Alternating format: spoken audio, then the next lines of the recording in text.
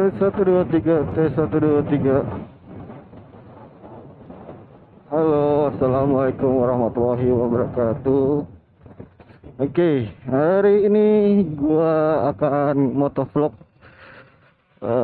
di tanggal 30 November 2021, hari Selasa, kurang lebih jam setengah 3. Ini perjalanan gua akan ditempuh menuju Ambasador kurang lebih 45 menit.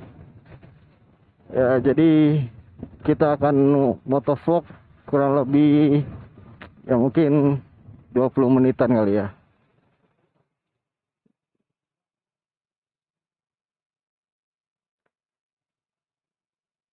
Titik awal perjalanan gua dari Ciputat menuju ke Ambasador, ITC Ambasador di Jakarta Pusat.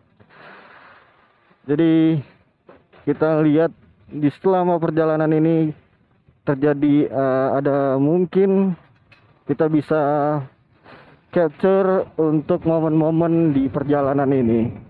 Nah, ini sekarang gue masih di Ciputat ya, di The Spring Resident. Oke, mungkin yang belum kenal gue, perkenalkan, nama saya Adi, biasa dipanggil Agam.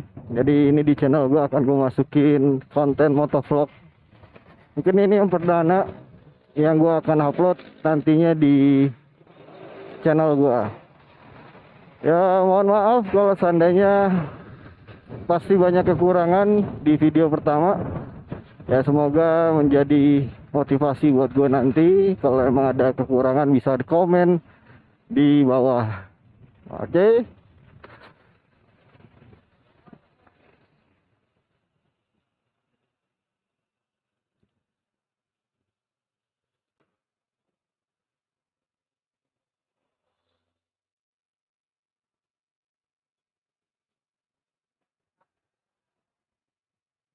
Oke, sebelum kita lanjut video, mungkin gue memperkenalkan dulu. Gue pakai kebetulan gue pakai Honda HDP 150 keluaran tahun 2021 yang warna putih, yang bergold, yang velg berwarna gold, ya ABS 2021. Dan untuk kamera gue pakai Insta360 One R yang dual, tapi gue sekarang pakai yang lensa 4K. Jadi dia ada dua lensa, satu 360, satu lagi 4K. Nah, untuk motovlog ini gue pakai yang 4K, yang single lensa ya. Jadi tidak bisa 360. Ini sih gue tes dulu ya. Kalau dari mic ya gue nggak tahu nih, masuk nih anginnya masuk apa enggak, gue nggak tahu hasilnya seperti apa nanti. Tapi kalau di cara langsung ya angin sih cukup masuk nih, tapi gue nggak tahu juga. Mungkin kita bisa cek nanti setelah record, setelah hasil recordnya keluar. Dan gue pakai untuk mic sendiri gue pakai merek biasa ya, tapi gue pakai tambahan untuk apa namanya tuh, bulu-bulu kucing ya, yang bulu-bulu itu. Dan juga pakai converter karena Insta360 dia Type C, jadi kita harus pakai converter yang jack 3,5 mili.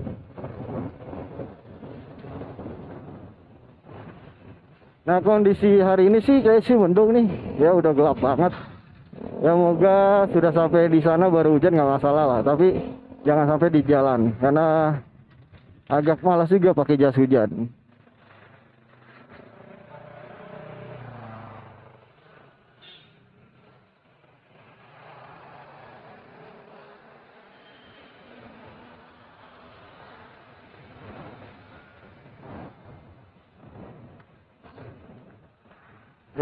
Nah inilah gue udah nyampe UIN ya, Syarif Hidayatullah, Universitas Islam. Jadi masih panjang perjalanan untuk menuju ke ITC Ambasador.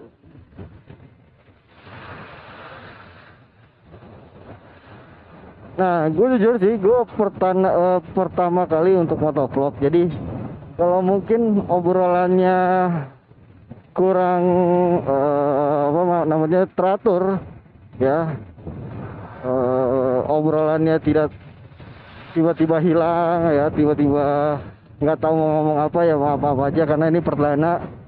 Gue mau coba dulu, sebenarnya mau mencoba kamera sama mic-nya terutama. Karena gue takutnya gue udah capek-capek ngomong, ternyata mic-nya masalah. Ya jadi ini perdana sih. Ya semoga semuanya lancar.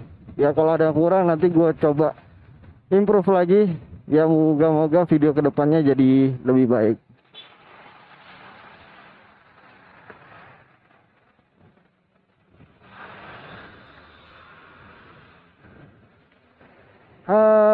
Kalau info dari di bulan November ini, wah Pak, salah jalan Pak.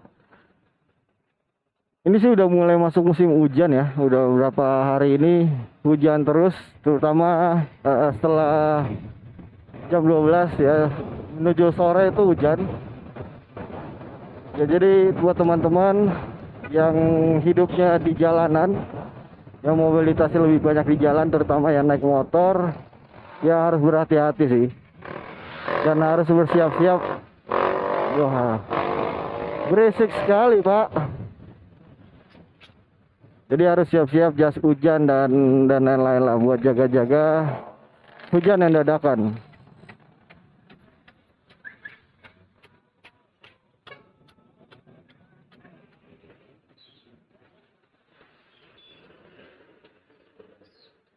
Nah, kita baru nyampe di Gintung, ya, pertigaan Gintung. Kalau pagi ini nih macet banget.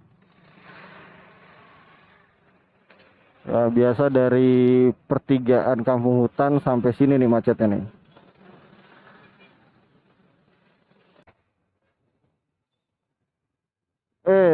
Jadi banyak kita harus berhati-hati di jalan ya, terutama kalau kondisi lagi licin. Jadi harus kontrol terus untuk kesehatan motor, terutama kayak ban ya. Kalau di motor metik ada fan belt, nah itu juga harus kontrol karena jujur gue punya pengalaman yang nggak enak lah. Kebetulan sebelumnya gue pakai motor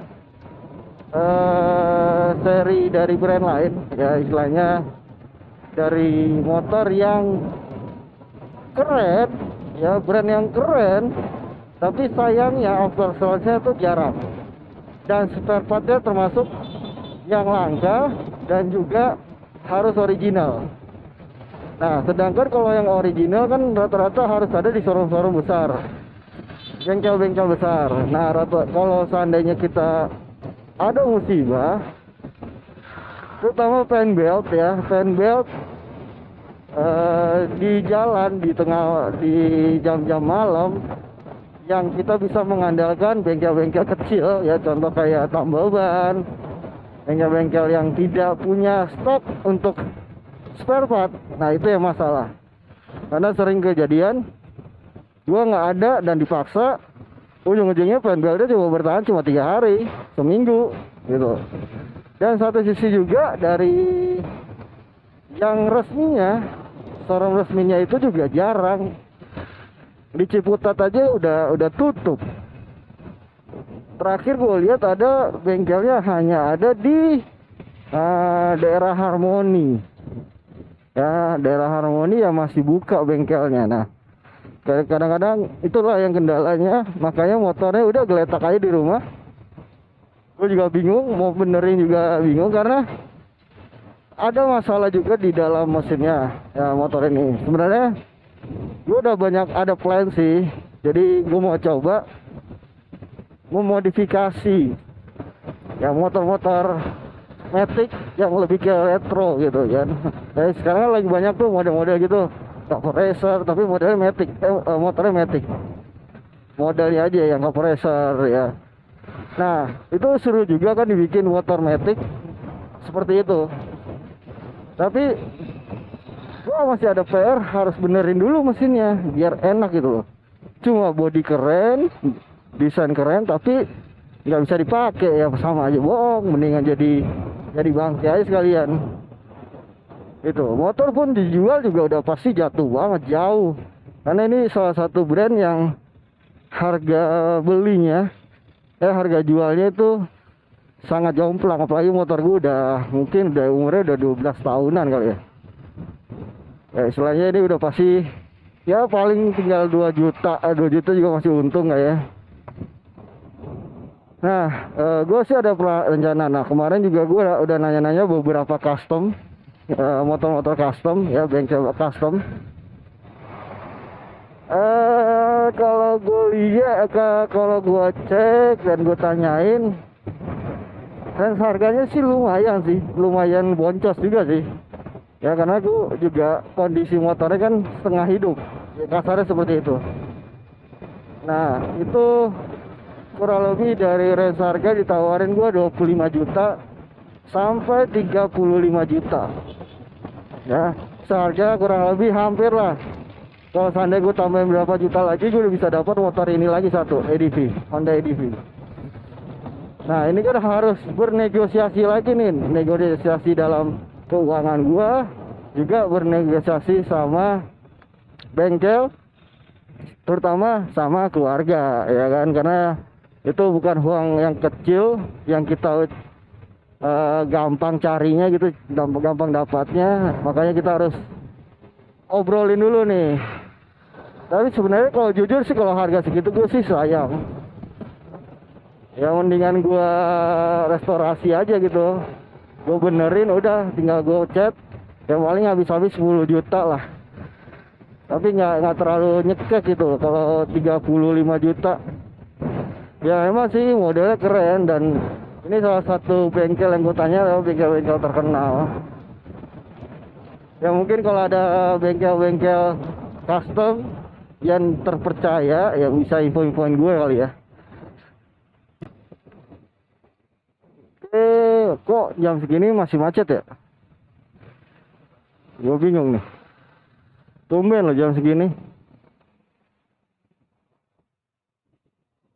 Oh iya, ngomong-ngomong, agak ada yang aneh sih ya.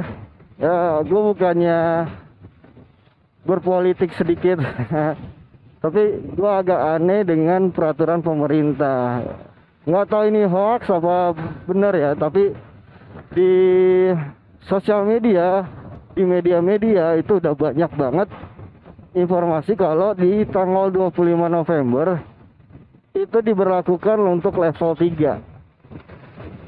Nah, pertanyaannya, ya ini kalau gue salah ya, sorry. Jadi pertanyaannya, berarti selama ini level-levelan itu bisa ditentukan ya? Maksudnya selama ini kan kita tahu adanya level 1, level 2, level 3 itu dikarenakan adalah peningkatan dari COVID-nya sendiri. Nah, jadi ada peningkatan COVID, yang kena COVID, itu ada peningkatan yang meninggal dikarenakan COVID. Makanya dibikin level 3, pembatasan, level 4 gitu. Nah, yang gua agak aneh, ini kan tanggal 20 Desember aja belum masuk, ini masih tanggal 30 November. Tapi beritanya udah simpang siur gitu, kalau seandainya di tanggal 25 nanti akan ada level 3. Gitu. Berarti ini adalah semua peraturan ya diatur oleh pemerintah. Good sih, maksudnya bisa dapat informasi gitu. Berarti kita nggak boleh pulang kampung, nggak boleh keluar kota, nggak boleh kemana-mana ya, untuk Natalan dan Tahun Baruan. Bagus, tapi jadi kayaknya kesannya main-main gitu. Ya kalau menurut gue ya, ini opini gue merasa ini selama ini level-levelan itu ya suka-suka dia aja. Bener gak? Maksudnya saat dia mau level 2 ya level 2, level 3 level 3. Jadi nggak ada patokan. Wah, ini bapak ngapain? Wah, ada kecelakaan, Mbak.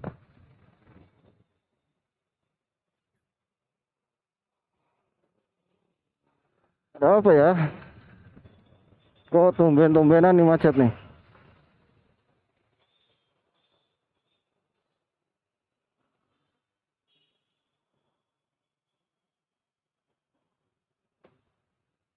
Oh, ada kecelakaan. Oke.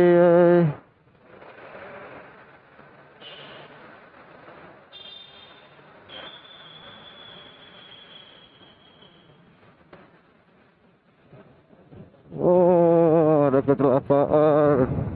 Mungkin dia ngantuk kali ya. Nah, guys, tuh hati-hati tuh. Ya, kalau bisa emang mata lo udah nggak enak, udah ngantuk, udahlah stop lah berkendara. Banyak loh masanya.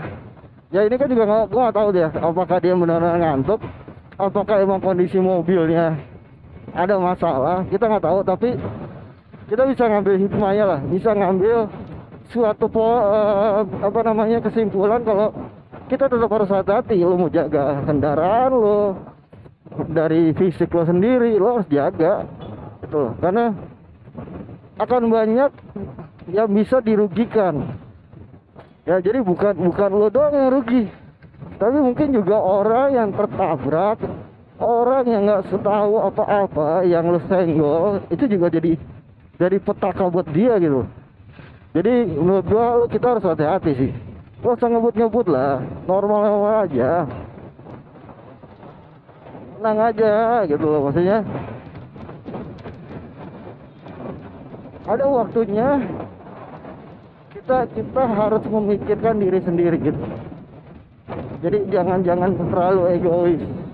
Semua tuh kita hidup bersama-sama gitu. Lo ngebut-ngebutan, ya itu yang gue bilang, bisa berakibat bukan hanya lo doang, tapi orang lain gitu.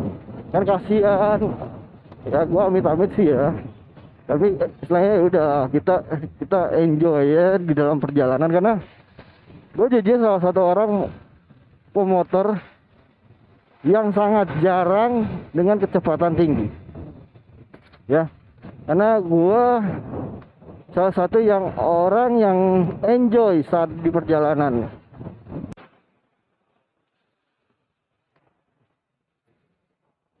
Oke, lanjut. Nah itu sih, jadi kadang-kadang banyak orang juga yang nggak tahu posisinya,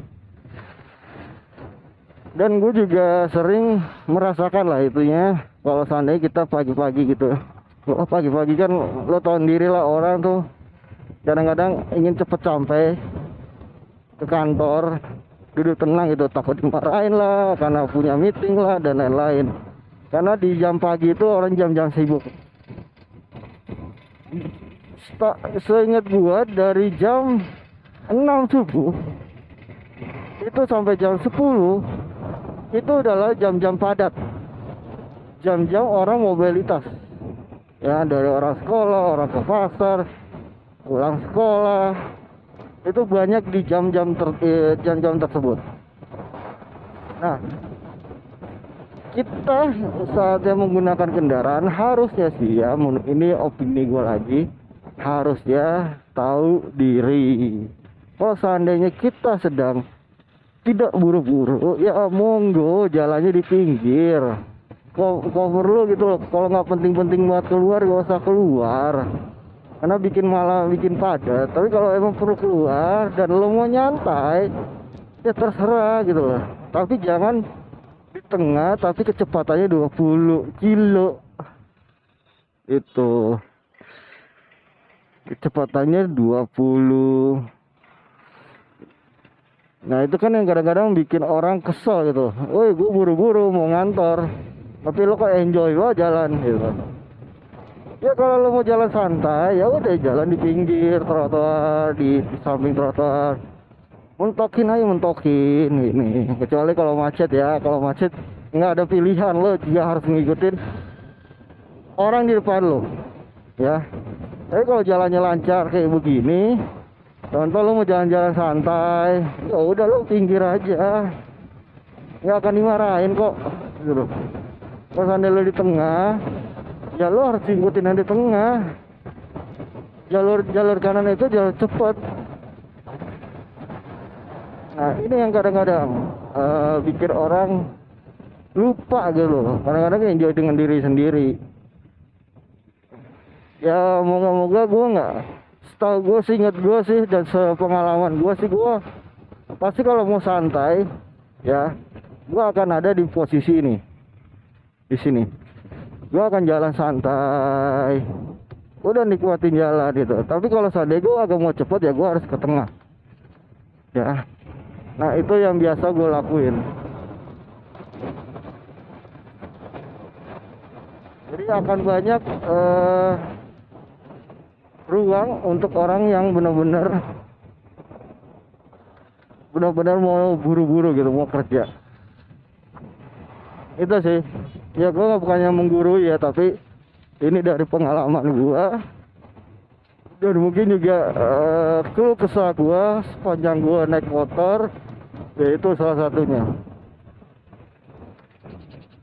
Dan juga ya kalau bisa sih gunakanlah, sering-sering menggunakan sen ya. Sen ini juga kadang-kadang dilupakan gitu loh. Orang mentang-mentang orang dekat situ rumahnya, belok-belok aja, nggak ada ngasih tanda. Ya kasihan orang yang benar-benar udah nggak bisa kontrol gitu kan, jauh dan lain-lain. Cara buru-buru deh.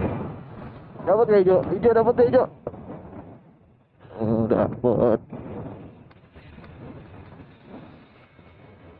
Tuh ya, semoga kita sama-sama mengerti lah posisi orang masing-masing.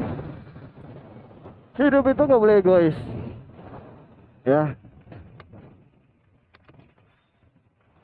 Walaupun itu hak lo untuk menggunakan jalan, walaupun itu wilayah lo ya, jangan merasa ini milik lo.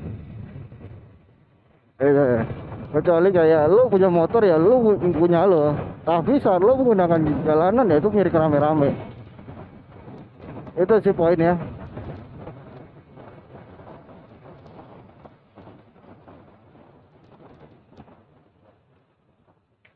Nah ini nih motong-motongnya nih serem.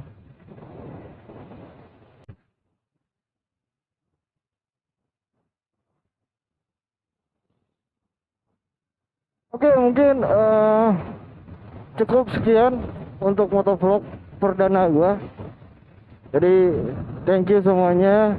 Kalau lo suka tolong komen ya, komen aja di bawah. Kalau ada kekurangan dari motovlog gua ya maaf ya, ini perdana sih. Tadi gua juga masih bingung mau ngomong apa. Banyak yang sebenarnya ngomong-ngomong tapi gue takut ngelantur kemana-mana karena gue orangnya suka ngomong sendiri gitu. Jadi ya so far ya menurut gue sih sepanjang perjalanan ini nggak membosankan ya. Istilahnya gue juga belajar untuk melakukan suatu hal yang menurut gue baru, ngoceh di dalam motor ya. Jadi semoga kalian suka di channel gue, nonton motovlog gue ya, dan gue bisa terus lanjut untuk seperti ini gitu. Oke, mungkin cukup sekian. Assalamualaikum warahmatullahi wabarakatuh. Oke, dadah.